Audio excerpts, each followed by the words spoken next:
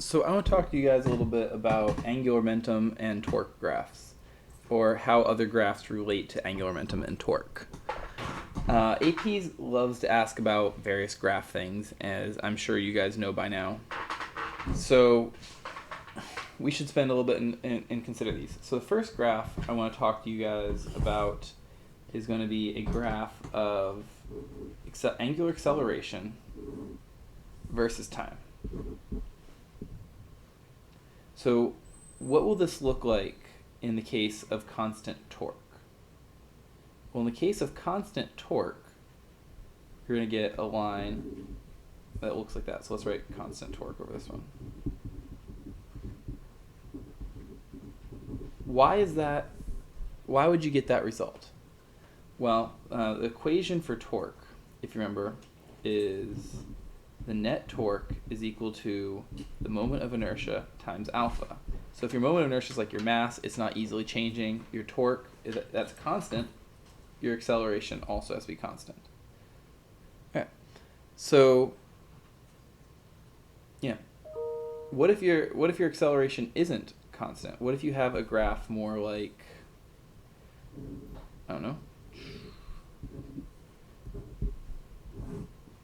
that tells you have increasing torque, right? And so what is so the slope will tell your torque's increasing. What do you get if I look at the area? Is that useful for us for anything, considering the area of this graph? Well, let's consider the area is going to be alpha times time. When do we have that? Something like that. Well, if we're doing alpha times time, that reminds me of like acceleration times time, right? From linear motion, which that usually gets me velocity. So the area here seems like it would get me omega. And so a lot of the problems that you're going to see is they're going to be, say, something like find the change in angular momentum using this graph. Well, I guess this is technically change in omega. So if I want to find the change in angular momentum, which I know is equal to I delta omega, I would just have to take the area under here, alpha times t, and which is my angular speed, and multiply by moment of inertia. Right? So that's going to be delta L is equal to moment of inertia times alpha delta t. So there's one. So another common graph you'll see would be something not that different. It's going to be a similar graph with omega and time. And so maybe the most common one I've seen is straight lines. They're increasing slope. So what is going on in this scenario? If I have my angular speed is increasing with time, what does that tell me about my torque? Well, I don't know. I don't know what it tells you about your torque. Let's think about it. Well, what do I get when I have area again? Like we could look at area over on this one. What if I do the same idea?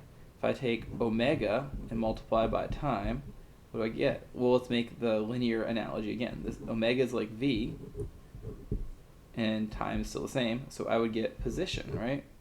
So then this one must be theta. So this will tell me angle I've turned. So that's not what I'm looking for. What if I do something different? Instead, what if I say omega over time, right? Because that's kind of like this. Well, that's equal to alpha. So my angular acceleration is your angular speed over time. So, and if I want to find the torque from this, it's going to be basically the same idea, because torque, we know, can be found as I alpha. At least your net torque is equal to I alpha. And I know that alpha is omega over t. So if I'm looking for my net torque, I can say that's I times omega over delta t. I guess delta omega over delta t, because it's a slope. And close that parentheses. So, yeah, if you want to know how far you've gone, though, or how far you've turned, doing the area is what you want. So this is area, and this is slope.